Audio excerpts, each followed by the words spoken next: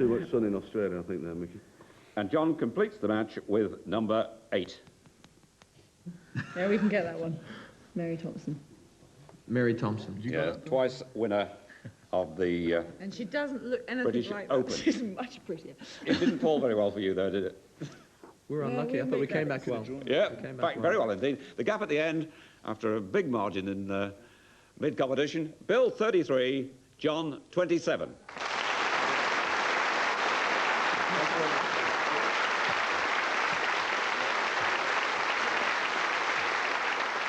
That's it. Hope you enjoyed the programme. See you next week. Same time, same place. Till then, goodbye.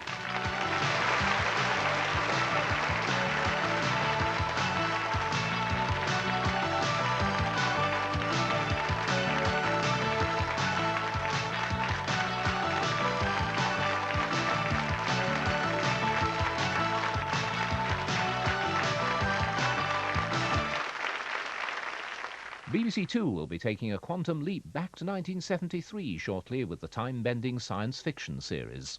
When I was young, Paris was my city of women, except I never met any. Clive James is back in Paris and having rather more success this time. You're a pretty wild girl, weren't you? No, very nice girl. Comment, précisément, êtes-vous devenue actrice?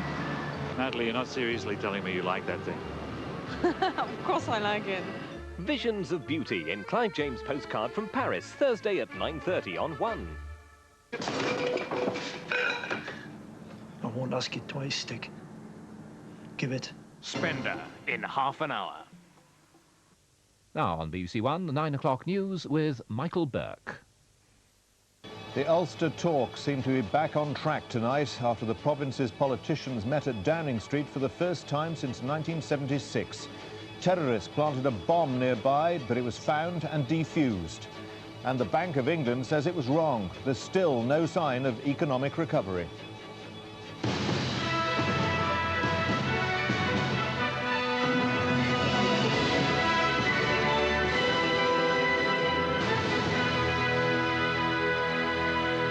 Good evening. The political leaders of Northern Ireland went to Downing Street today for the first time in 16 years to discuss the worsening security situation. They agreed to look at reopening talks on the province's future. 26 people have already been murdered in Ulster this year. Before today's meeting, police found and defused a Semtex bomb planted, probably by the IRA, in a phone box close to Downing Street.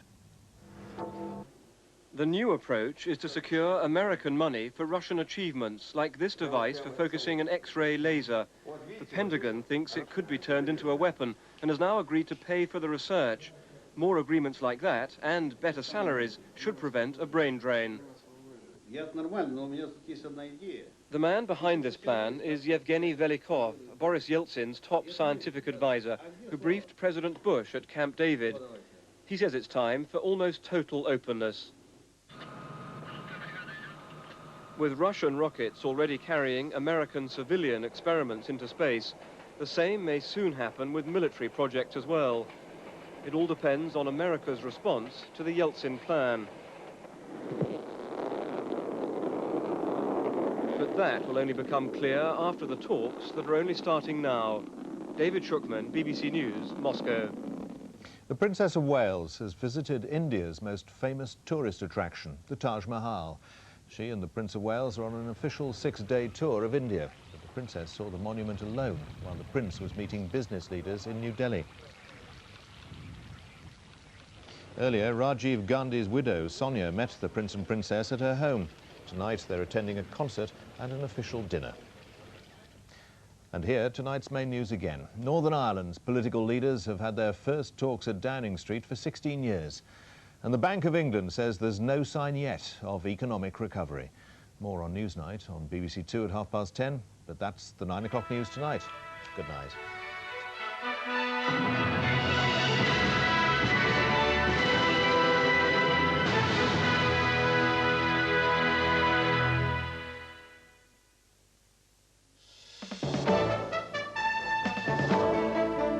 Good evening from Newsroom South East.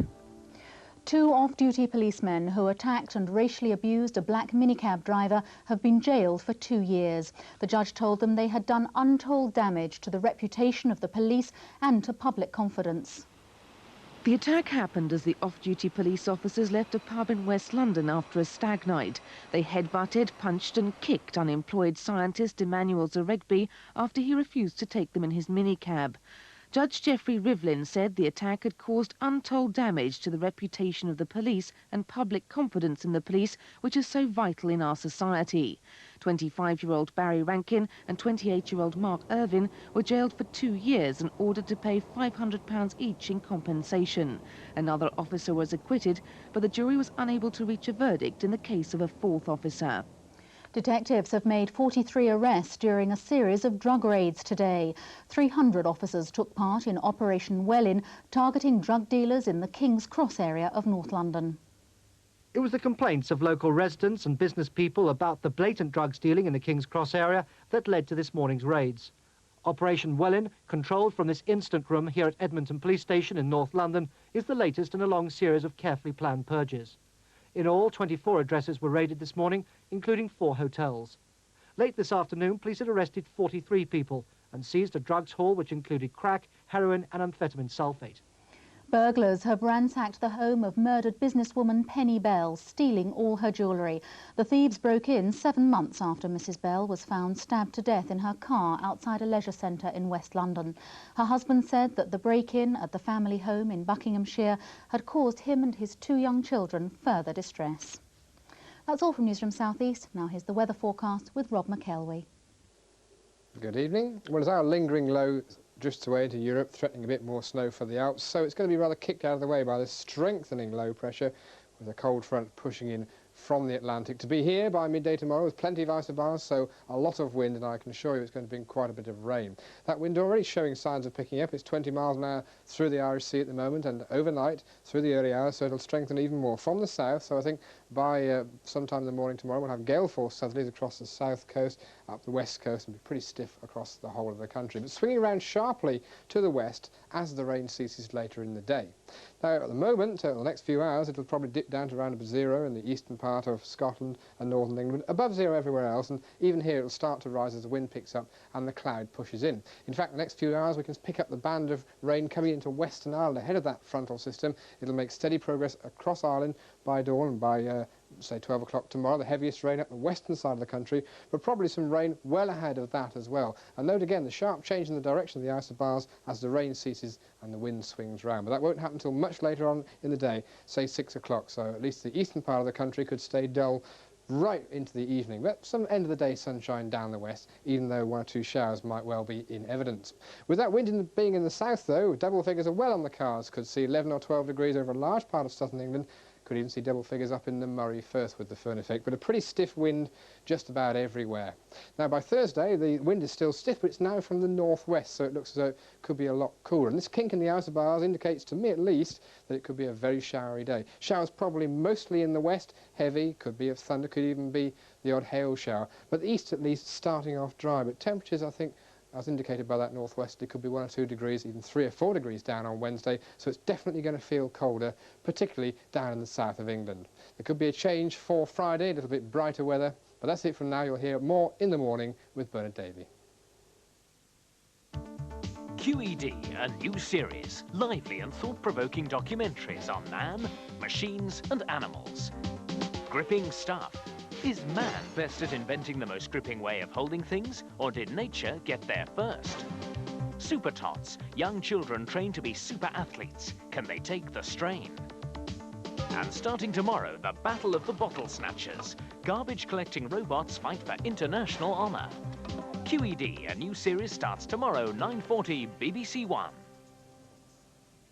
Tonight, the first figure skating gold medal will be won at the Olympics in the pairs. We have all the action, plus the day's other big stories from the Games. And football from Anfield as Cup favourites Liverpool take on Bristol Rovers. That's all in Sportsnight special, 10:25. First on thin ice, as usual, Jimmy Nail as our maverick detective embarks on a disturbing investigation.